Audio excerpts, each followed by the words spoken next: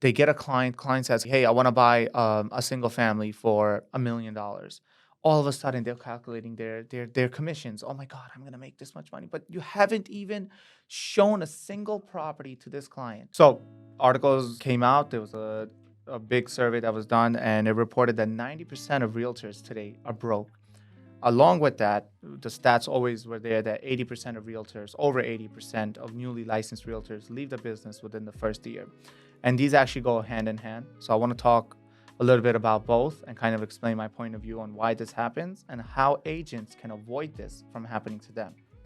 Let's start with the first one. Why do over 80% of realtors leave the business within the first year?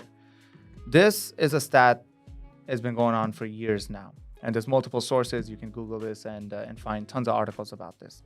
One of the biggest things is the misconception that being a real estate agent is easy money.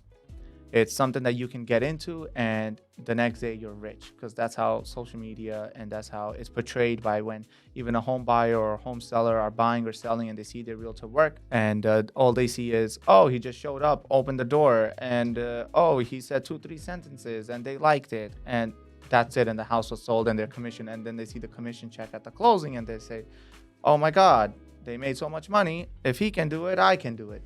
And then they start their journey. But then as soon as they get licensed, they realize, oh no, it's not that easy. I wasn't told that I had to do this.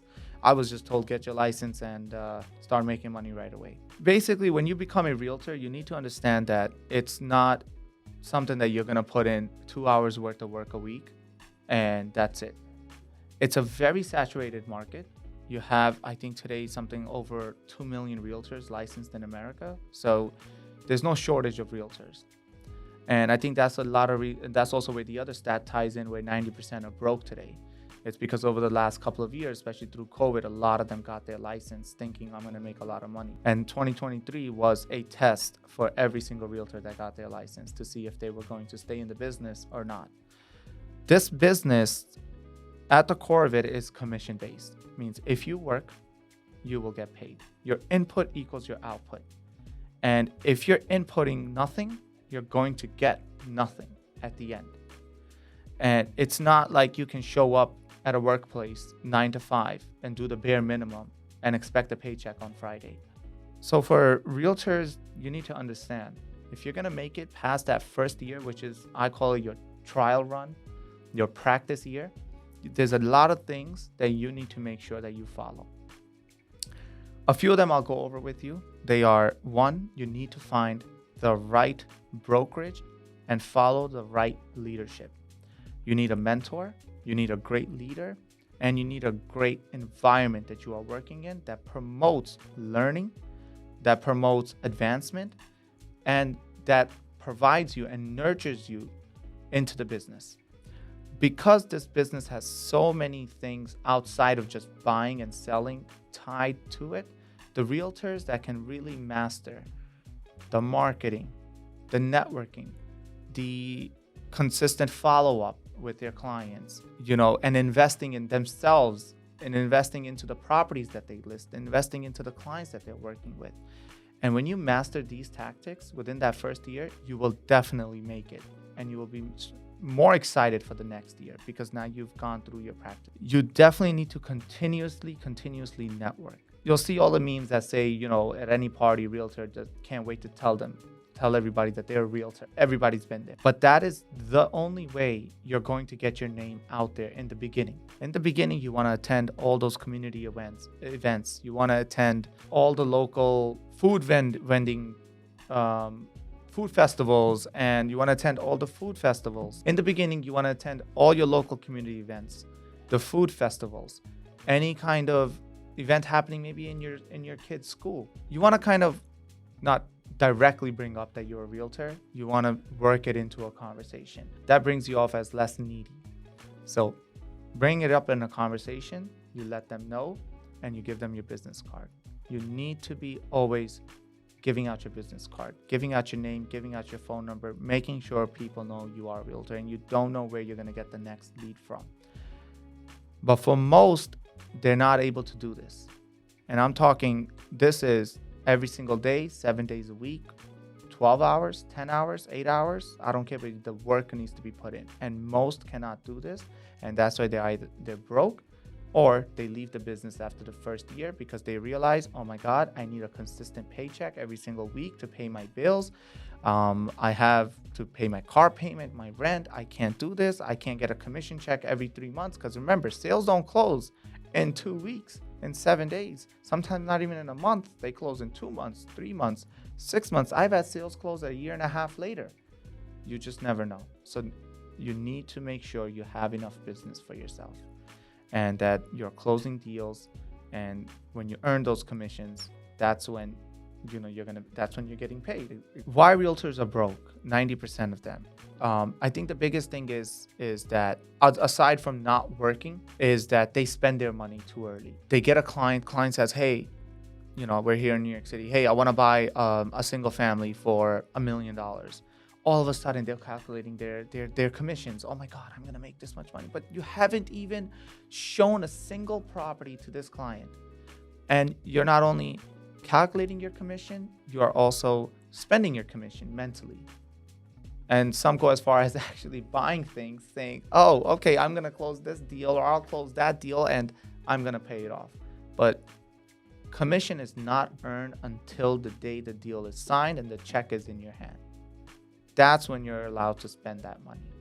Other than that, it's just zero. The number is zero because that deal doesn't close after a month of trying, 3 months, 4 months, whether it's a mortgage, whether the seller backs out, buyer backs out, whatever happens, that commission is zero. So the commission is not earned until it's closed and it's in your hands. Other than that, you treat it as $0. The reason agents are broke is because they're spending before they're earning. And then when they don't earn and they have bills piled up, then they're leaving the business because now they have to go look for a steady job. Another reason why realtors are broke, it's taxes and cars. It basically bills that you owe. Becoming a realtor doesn't mean you need to go and get a BMW or a Mercedes or an Audi right away. Your clients don't care. Your image matters, definitely. Dress sharp, act professional. The words that come out of your mouth mean more than the car you're driving. So in the beginning, if you're just a new realtor, don't worry. Drive, take transportation, it doesn't matter. Take an Uber, it doesn't matter. You're getting through your first few deals. If you don't have a car, get through those first few deals. That'll get you to the point where you can get a car. And when you're ready to get a car, you don't need to go get the most beautiful BMW or Mercedes or Audi and have $1,000, $2,000 car payment per month. You don't need to do that. Lease yourself a decent Nissan or a Toyota or a Honda. And then you work more, you work.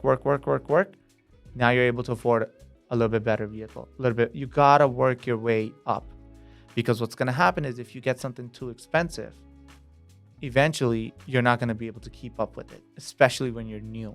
When you're new, within the first, I would say 5 years of your business, you're testing the waters. You're figuring out, how much am I gonna make a year? How much do these clients pay me? Or how much does this deal cost? What are the expenses? What am I going to be my taxes at the end of the year? A lot of realtors forget that at the end of the year, when they're ready, it comes time to file for taxes, they might owe federal and state income tax. Portion out your commission check. When you receive it, you need to break it down and you need to categorize, this much money will go towards my taxes or into a tax account. This much money will be for my bills. This much money is back into my business.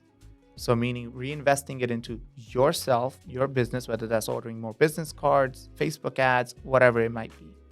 So, and if you can have the discipline to do that, you will definitely come out as one of the best realtors. Because the best realtors, they know their finances. They know their numbers. They're not falling behind. And lastly, what I want to talk about is work ethic. Becoming a realtor is not a 9-to-5 job.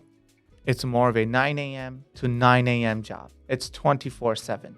You want to be the best, you have to do what the best do, which is 24/7. They're a phone call away. That doesn't mean you should work yourself to death. Definitely not. But when you're starting, you're mixing yourself in with a pile of 2 million other agents. You need to do something different. You need to make sure you're there for your clients. At the end of the day, results matter. You need to build your results. You need to build that resume. I sold such and such property. I helped such and such client. This was my transaction. This is my story, how this happened. And that's what's going to propel you to success and get you past that first year, get you past those first 5 years. Because then after that, you know yourself very well and you know how much money to spend, what to do, you know your taxes, you know how much you can afford to buy, whether it's a jacket or a car or a watch or a phone, anything. And you need all of these things in order, and you need this to be planned out so this way you can move forward with a successful real estate career, not a side gig as real estate. Thanks for watching my video, guys. If you found it to be informative, please like, share, subscribe to my channel. I'll see you guys on the next one.